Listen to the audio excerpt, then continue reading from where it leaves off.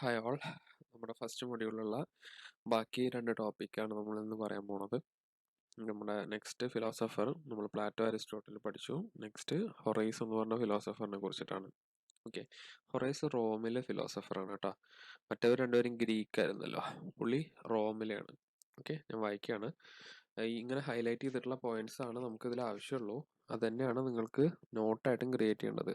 അതിന് ഇതേപടി copy ചെയ്യണമെന്നല്ല, simple വേർഷൻസിലെ not സെൽഫായിട്ട് create ചെയ്യുക class കേൾക്കുന്നതോടൊപ്പം തന്നെ.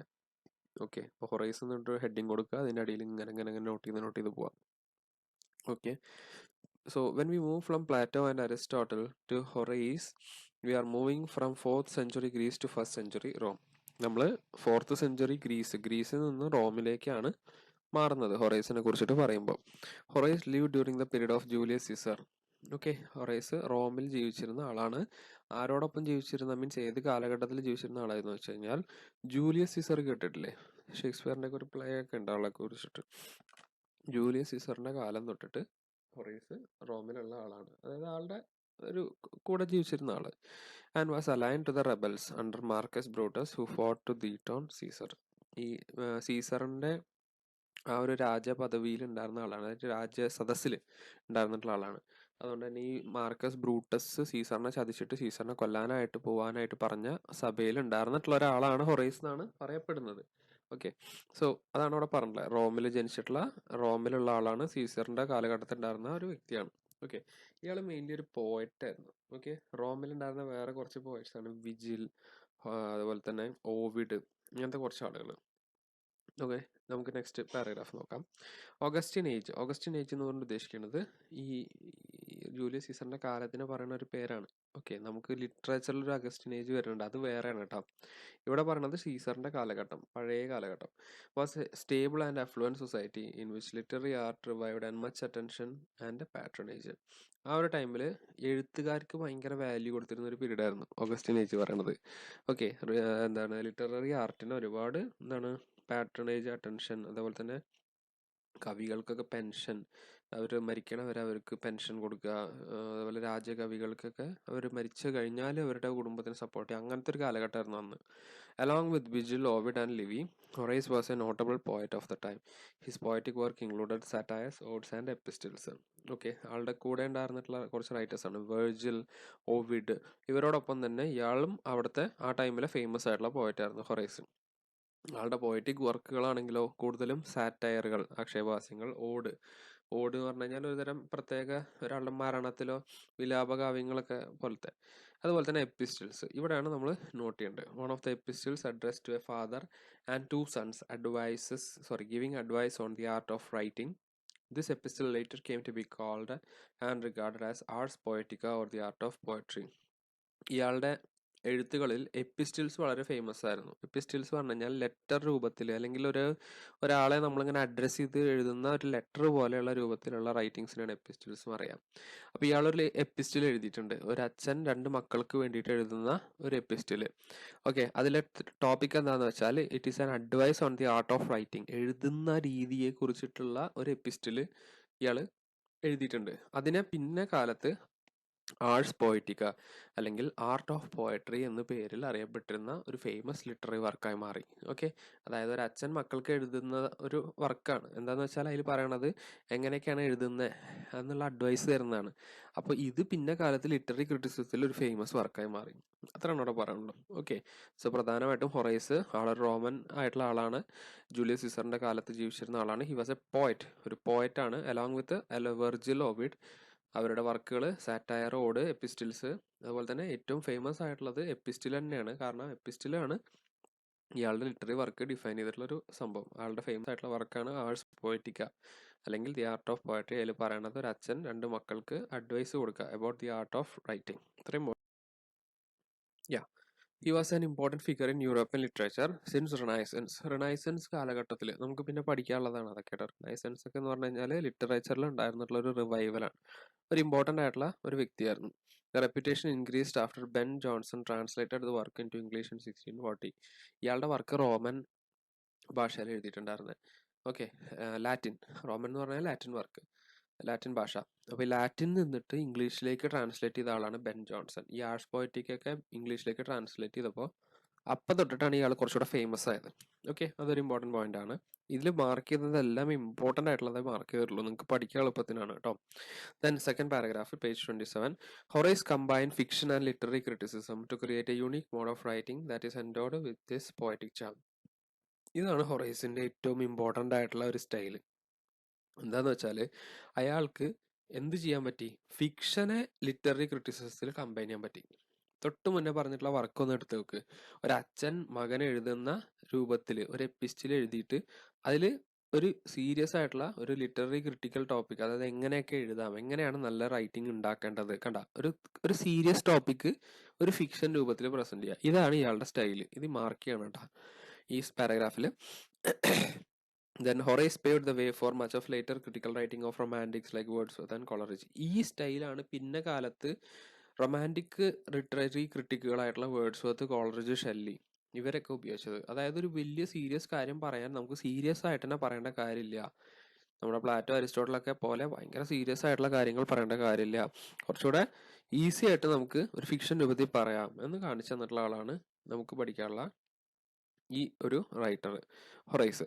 ഓക്കെ, സോ അവർ പിന്നെ ഷേക്സ്പിയർ വേർഡ്സ്വർത്ത്, കോളറിഡ്ജ് ഇവർക്കൊക്കെ ഒരു ഇൻസ്പിറേഷനായി മാറി. റൊമാൻറ്റിക് ക്രിറ്റിസിസം ഡെവലപ്പ് ചെയ്യാൻ അവരെ ഹെൽപ്പ് ചെയ്ത ആളാണ് ഹൊറൈസും അയാളുടെ Ars Poetica. Okay, Horace was a classicist who believed in the disciple of critical examination over the above the advantage of subjective genius. ആള് എന്താണ്, ഒരു ക്ലാസിസിസ്റ്റ് ആയിരുന്നു. അതായത് റൂൾസും റെഗുലേഷൻസ് ഒക്കെ ഇഷ്ടപ്പെടുന്ന ഈ അരിസ്റ്റോട്ടലിനെയൊക്കെ ഫോളോ ചെയ്യുന്ന ഒരാളായിരുന്നു. പക്ഷെ സബ്ജക്റ്റീവ് ജീനിയസ് ആണ് ആൾ ഏറ്റവും കൂടുതൽ പ്രൊമോട്ട് ചെയ്തിരുന്നത്. Okay, he was a classicist but he gave preference to subjective thoughts and opinion. അതായത് ഇയാളുടെ രീതിയിലുള്ള പ്രസന്റേഷൻ ആണ് ലിറ്റററി വർക്കിൽ വേണ്ടേ എന്ന് വിചാരിച്ചിട്ടുള്ള, എന്ന് ബിലീവ് ചെയ്തിരുന്ന ഒരു വ്യക്തിയായിരുന്നു. Hence began a new moment in Roman literature, the revival of ancient Greek tradition in preference to the prevalent Alexandrian and regulation of Old Latin. So ഇയാള് റോമൻ ലിറ്ററേച്ചറിൽ ഒരു പുതിയ മൊമെന്റ് കൊണ്ടുവരികയാണ്. Okay, Greek tradition, okay, Greek ട്രഡീഷനെ ഇയാള് തിരിച്ചു കൊണ്ടുവരികയാണ് Roman ലിറ്ററേച്ചറിൽ ത്രൂ ഫിക്ഷൻ. ഓക്കെ, ഫിക്ഷൻ ഉപയോഗിച്ചിട്ട് ഗ്രീക്ക് ലിറ്ററേച്ചറിലെ തിയറികളെ റിവൈവ് ചെയ്ത് കൊണ്ടുവരാണ്. Horace in his critical works opted for the revived tradition in Roman literature. Roman literature ഒരു പുതിയ ജന്മം കൊടുത്തൊരു വ്യക്തിയാണ്. അതാണ് അവിടെ പറഞ്ഞിട്ടുള്ളത്. His moment created a revival in Roman literature എന്ന് നോട്ട് ചെയ്താൽ മതി. ഓക്കെ, അതുപോലെ തന്നെ അരിസ്റ്റോട്ടൽ തൊട്ടപ്പുറത്തെ ലൈൻ പറയുന്നുണ്ട്, his criticism therefore generally follows the ancient classical line and is directly borrowed from Aristotle. അരിസ്റ്റോട്ടലിന്റെ പല തിയറികളും ഇയാൾ എടുത്തിട്ടുണ്ട്. അതായത് പോയംസ് എങ്ങനെയാണ് എഴുതേണ്ടത്, എങ്ങനെയാണ് അരിസ്റ്റോട്ടിൽ പോയറ്റ്സ് എങ്ങനെയാണ്, അത് എങ്ങനെയാണ്, ഇതെങ്ങനെയാണെന്നൊക്കെ പറഞ്ഞ പോലെ ഇയാളും അത് തന്നെ ചെയ്തത്. പക്ഷെ കുറച്ചുകൂടെ ഫിക്ഷൻ കലർത്തിയിട്ടാണ് എഴുതിയിട്ടുള്ളത്. ഓക്കെ, ദെൻ ഇയാളുടെ കുറച്ച് പോയട്രിയെ കുറിച്ചിട്ടുള്ള കാര്യങ്ങൾ, അതുപോലെ തന്നെ ഡ്രാമയെ കുറിച്ച കാര്യങ്ങൾ, അതാണ് നമുക്ക് നെക്സ്റ്റ് പഠിക്കാനുള്ളത്. On poetry, though much of Ars Poetica reads as common sense advice in scattered discussion, Horace offers in his view on poetry about its subject, choice of words and meter.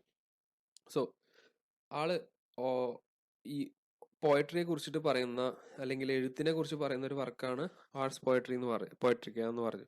അപ്പൊ ഇതിൽ പറയുന്നത് അത് തന്നെയാണ്. ഇതൊരു common sense advice പോലത്തെ ഒരു വർക്കാണ്. Okay, it reads as a common sense advice in scattered discussions. ഇങ്ങനെ കുറെ പേര് ഡിസ്കസ് ചെയ്യുന്ന പോലെ ഉള്ള ഒരു കോമൺ സെൻസ് അഡ്വൈസ് കൊടുക്കുന്ന പോലത്തെ ഒരു വർക്കാണ്. അതുപോലെ തന്നെ ആളുടെ പോയട്രിയെ കുറിച്ചുള്ള view, subject, choice of words, metre, ഇതെല്ലാമാണ് ഇതിൽ കാണാൻ പറ്റുക. ഇത് നോട്ട് ചെയ്യണം കേട്ടോ. അതുപോലെ തന്നെ he advises writers to refine and polish the writing till the highest possible standards are achieved. നിങ്ങൾ എഴുതുന്ന വർക്കുകൾ ഒറ്റ വട്ടം എഴുതിയിട്ട് അതിനെ നിങ്ങോട്ട് പബ്ലിഷ് ചെയ്യരുത്. അതിങ്ങനെ എഴുതി റിഫൈൻ ചെയ്യുക, പോളിഷ് ചെയ്യുക. നമ്മൾ പറഞ്ഞില്ലേ, നമ്മൾ ഒരു സ്കില്ല് ഇങ്ങനെ ഒരുപാട് വട്ടം പ്രാക്ടീസ് ചെയ്ത് കഴിഞ്ഞാൽ നമുക്ക് നല്ല ബ്യൂട്ടിഫുൾ ആയിട്ട് മാറും. അപ്പോൾ പോയട്രിയിലും അതുപോലെ ആയിരിക്കണം എന്താണ് കൊണ്ടുവരേണ്ടത്. നമുക്ക് പഠിക്കാനുള്ളത് പോയട്രിയുടെ സ്റ്റൈലുകളെ കുറിച്ച് ഇയാൾ പറഞ്ഞതാണ്. അപ്പോൾ അതൊക്കെയാണ് ഇയാൾ പറഞ്ഞിട്ടുള്ള പ്രധാനമായിട്ടുള്ള പോയിന്റ്. ഇനി next, so regarding the end of poetry, Horace declares, poets aim is either to profit or to please, or to blend in on the delightful and the useful. ആള് പറഞ്ഞത് എന്താണെന്ന് വെച്ചാൽ, ഒരു പോയട്രി അല്ലെങ്കിൽ ഒരു പോയം എൻഡ് ചെയ്യുന്നത് രണ്ട് ഉദ്ദേശം കൊണ്ടാണ്. പോയറ്റ്സിന് പ്രോഫിറ്റ് ഉണ്ടാക്കുക, അല്ലെങ്കിൽ പോയറ്റ്സിനെ പ്ലീസ് ചെയ്യുക. പോയറ്റ്സിനെ എന്താ പറയുക, നല്ല ആളാണ്, അല്ലെങ്കിൽ നല്ല വ്യക്തിയാണ് എന്ന് പറഞ്ഞിട്ടൊരു പ്ലീസിങ് കിട്ടുക, അല്ലെങ്കിൽ പോയറ്റ്സിന് കാശ് ഉണ്ടാക്കി കൊടുക്കുക. Or to blend in delightful and useful, ആളുകൾക്ക് ഡിലൈറ്റ്ഫുൾ ആയിട്ടുള്ള യൂസ്ഫുൾ ആയിട്ടുള്ള സാധനമാക്കി മാറ്റാം. അത് വെറുതെ ആൾ പറയുന്ന കാര്യങ്ങളാണ്, നമ്മൾക്ക് അത്ര സീരിയസ് ആയിട്ടൊന്നും നോക്കേണ്ടതല്ല. ഓക്കെ, പക്ഷെ മാർക്ക് ചെയ്ത് വെച്ചത് നോട്ട് ചെയ്യാം. Horace condemns pretentious language and obscure ideas and defensive phrases. Horace, unlike Plato and Aristotle, does not call poetry imitation. അതൊരു വാല്യൂ പോയിന്റ് ആണ്. He considered it as an ordinary part of large poetic process. ഇയാള് ഒരു pretentious ലാംഗ്വേജുകൾ, obscure ideas, defensive phrases. Pretentious language പറഞ്ഞു കഴിഞ്ഞാൽ നമ്മളിങ്ങനെ പൊലിപ്പിക്കാനായിട്ട് എഴുതി വെക്കൂല, ഇങ്ങനെ തള്ളി മറിക്കുന്ന രീതിയിൽ, അങ്ങനത്തെ ലാംഗ്വേജസ് ഒന്നും വേണ്ട, കണ്ടം ചെയ്യുന്നുണ്ട്. അതിനൊക്കെ നല്ല രീതിക്ക് ആള് ശകാരിക്കുന്ന രീതിയിലാണ് എഴുതിയിട്ടുള്ളത് ഈ ആർട്സ് പോയട്രിക്കല്. അതുപോലെ ഒബ്സ്ക്യൂർ ഐഡിയാസ്, ഒരിക്കലും നടക്കാത്ത ഐഡിയാസ്, അതുപോലെ തന്നെ ഡിഫക്റ്റീവ് ആയിട്ടുള്ള ഫ്രേസുകൾ, ഇതൊന്നും വേണ്ട എന്നുള്ളത് ഇയാൾ വ്യക്തമായിട്ട് അതിൽ പറഞ്ഞിട്ടുണ്ട്. അതുപോലെ തന്നെ പ്ലാറ്റോന്റെ പോലെ തന്നെ, പ്ലാറ്റോ പറയണ പോലെ എന്താണ്, പോയറ്റ്സ് ഇമിറ്റേറ്റേഴ്സ് ആണ്, അവര് ഒന്നിനും കൊള്ളാത്തവരാണ്, അങ്ങനെയൊന്നും ഇയാൾ പറയണില്ല. ഈ considered it as an ordinary part of larger poetic process. ആള് ജസ്റ്റ് ഒരു ഓർഡിനറി ആയിട്ടുള്ള ഒരു സംഭവമാണ് ഒരു പോയറ്റിക് പ്രോസസ്സിന്റെ പോയറ്റ്സ് എന്ന് പറയുന്നത്. ആ രീതിയിലാണ് ഇയാൾ പോയറ്റ്സിനെയും പോയട്രിയെ കുറിച്ചിട്ടും കരുതുന്നത്. Horace was a practical Roman with a full sense of his duty to country and the empire, and therefore, like Plato, he recognized that poets should be responsible towards society. So, ഇപ്പോൾ Horace എന്ന് പറഞ്ഞ ആള് Roman രാജ്യത്തിന് ഭയങ്കര എന്താ പറയാ, രാജ്യസ്നേഹം, രാജ്യനീതിയൊക്കെ ഭയങ്കരമായിട്ട് follow ചെയ്യുന്ന ആളായിരുന്നു. അവരുടെ സഭയിലുള്ള ഒരു എഴുത്തുകാരനായിരുന്നു. അതുകൊണ്ട് തന്നെ ഇയാളുടെ ഡ്യൂട്ടി ടുവേർഡ്സ് കൺട്രി ഒരു ഇമ്പോർട്ടൻ്റ് ആയിട്ടുള്ള കാര്യം ആണെന്ന് ഇയാൾ വിശ്വസിച്ചിരുന്നു.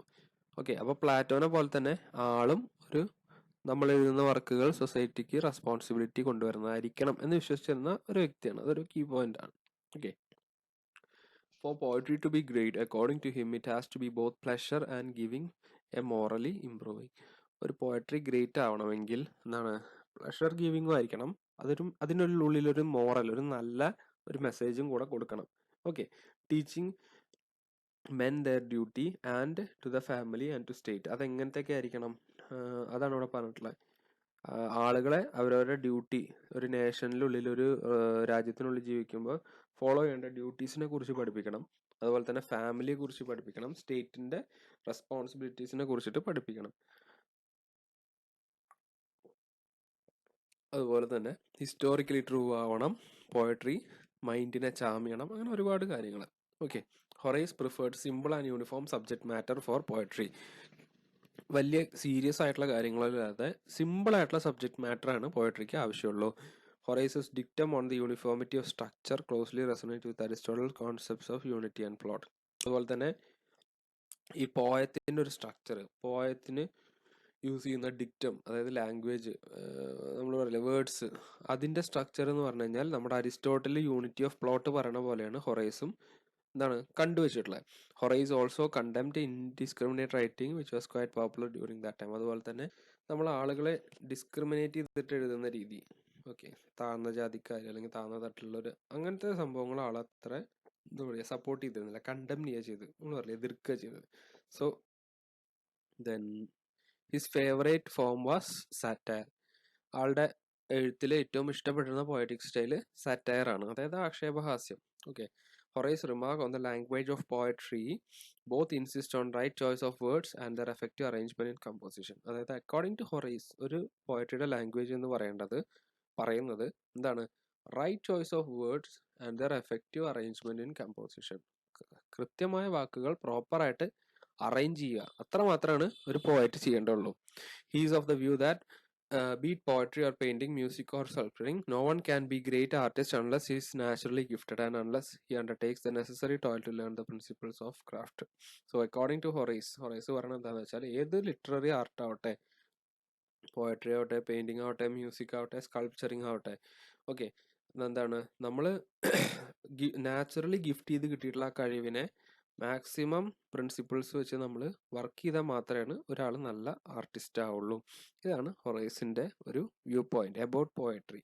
ഈ മാർക്ക് ചെയ്ത പോയിന്റുകളാണ് നമ്മൾ ഇതിന്റെ അണ്ടറിൽ പഠിക്കേണ്ടത്, നിങ്ങൾ നോട്ട്സ് ആക്കി എഴുതേണ്ടത്. ഓക്കെ, ഹൊറൈസസ് ഒപ്പീനിയൻ ഓഫ് പോയട്രി എന്ന് ചോദിക്കുകയാണെങ്കിൽ ഇത്രയും കാര്യങ്ങൾ എഴുതുക, പ്ലസ് ഹൊറൈസിനെ കുറിച്ച് ആദ്യം എഴുതി വെക്കുക. ഓക്കെ, ഇനി ഇയാളുടെ കോൺസെപ്റ്റ് ഓഫ് ഡ്രാമയാണ് നമുക്ക് പഠിക്കാനുള്ളത്. അതായത് ഡ്രാമയെ കുറിച്ചിട്ട് എന്താണ് ഇയാൾ പറഞ്ഞതുള്ള ആ കാര്യങ്ങൾ. Okay, on drama, Horace's concept about drama is also mostly borrowed from Aristotle.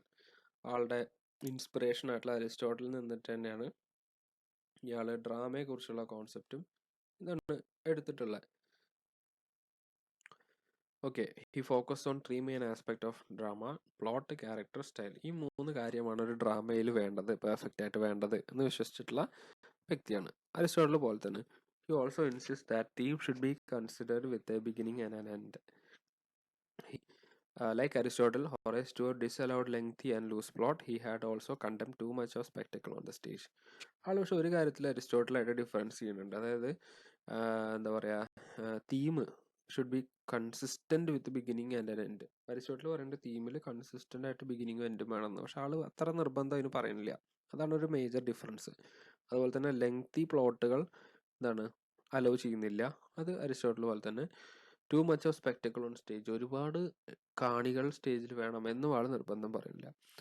Super natural element should not be introduce to solve human problems. Next ഇയാൾ പറഞ്ഞിട്ടുള്ള ഒരു കാര്യം എന്താണെന്ന് വെച്ചാൽ, സൂപ്പർ നാച്ചുറൽ എലമെന്റുകൾ, ഇപ്പോൾ നമ്മളൊരു ഡ്രാമ കണ്ടുകൊണ്ടിരിക്കുമ്പോൾ ദൈവം വരിക, ഗന്ധർവൻ വരിക, മാജിക് നടക്കുക, ഒരു ഹ്യൂമൻ പ്രോബ്ലം സോൾവ് ചെയ്യാനായിട്ട് ദൈവത്തെ കൊണ്ടുവരിക, ഇങ്ങനത്തെ കാര്യങ്ങളൊന്നും ഇയാളുടെ ഡ്രാമയിൽ അത്ര കാണാൻ ആൾക്ക് ഇഷ്ടമല്ലായിരുന്നു.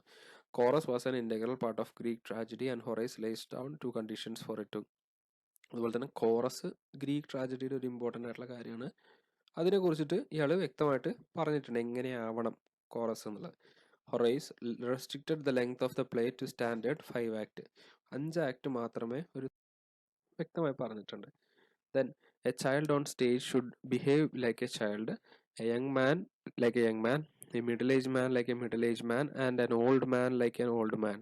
ഓക്കെ, അതാള് എന്താ പറയുക, ഈ ക്യാരക്ടറുകൾ വല്ലാതെ നമ്മൾ ഇപ്പോൾ പറഞ്ഞില്ല, ഒരു വയസ്സായ ഒരാളുടെ ചെറിയ ഒരു ടീനേജ് ബോയ് ആയിട്ട് കാണിക്കുന്നത്, അതൊന്നും ഇയാള് സപ്പോർട്ട് ചെയ്തിട്ടില്ല. ഓക്കെ, അതുപോലെ ചെറിയ പയ്യനെ വലിയ ആളുകളുടെ റോൾ കൊടുക്കുക, അങ്ങനത്തെ ഒക്കെ കാര്യങ്ങൾ ഇയാൾ റിജക്ട് ചെയ്തിട്ടുണ്ട്. അതാണ് അവിടെ പറഞ്ഞിട്ടുള്ള point. Horace considered the iambic meter the most suitable for drama. He found that iambic meter is nearer to spoken speech than any other meter. Okay, iambic pentameter എന്ന് പറയുന്നത് ഒരു തരം പ്രാസമാണ്. നമ്മൾ ഈ പോയംസ് ഒക്കെ പറയുന്ന ഒരു തരം പ്രാസം എന്ന് പറയും. അപ്പോൾ അതാണ് ഡ്രാമയ്ക്ക് ഏറ്റവും ബെസ്റ്റ് എന്ന് ആൾ ബിലീവ് ചെയ്തിരുന്നത്. ഓക്കെ, അതായത് അത് ഒരു കോമൺ ലാംഗ്വേജ്, കോമൺ പീപ്പിൾ സംസാരിക്കണ പോലെയാണ് നമുക്ക് തോന്നുക എന്നാണ് ആൾ പറഞ്ഞിട്ടുള്ളത്. The standard difference between the language often in words while later use number of common language in prose. അതായത് ലാംഗ്വേജ് ഓഫ് ട്രാജഡി എന്ന് പറഞ്ഞു കഴിഞ്ഞാൽ the standard difference between language of tragedy and comedy. ഒരു കോമഡിയുടെ ലാംഗ്വേജും ട്രാജഡിയുടെ ലാംഗ്വേജും വ്യത്യാസം എന്താണെന്ന് വെച്ച് കഴിഞ്ഞാൽ, ട്രാജഡിയിൽ ഏറ്റവും കൂടുതൽ പോയറ്റിക് ലാംഗ്വേജ് ഉപയോഗിക്കുക, വേഴ്സ് രൂപത്തിലുള്ളത്. ഓക്കെ, കോമഡിയിൽ കോമൺ ലാംഗ്വേജ് ഉപയോഗിക്കുക. അപ്പോൾ ഈ ഒരു ഡിഫറൻസും പറഞ്ഞിട്ടാണ് ആള് ഇതിനെ കുറിച്ചിട്ട്, ഡ്രാമയെ കുറിച്ചിട്ട് പറഞ്ഞു നിർത്തുന്നത്. ഓക്കെ, വാല്യൂ പോയിന്റുകൾ മാത്രമേ പറഞ്ഞിട്ടുള്ളൂ, അല്ലാണ്ട് ഡീറ്റെയിൽ ആയിട്ടൊന്നും നമുക്ക് നോക്കേണ്ട കാര്യമില്ല. ജസ്റ്റ് അറിഞ്ഞു പോകുന്ന കാര്യങ്ങൾ മാത്രം നോട്ട് ചെയ്ത് പഠിക്കാം. ഓക്കെ, ഇനി നമുക്കുള്ളത് ലോഞ്ചിനസ് എന്നുള്ള ആളാണ്. അത് ഞാൻ നെക്സ്റ്റ് ക്ലാസ്സിൽ എടുക്കും. ഓക്കെ.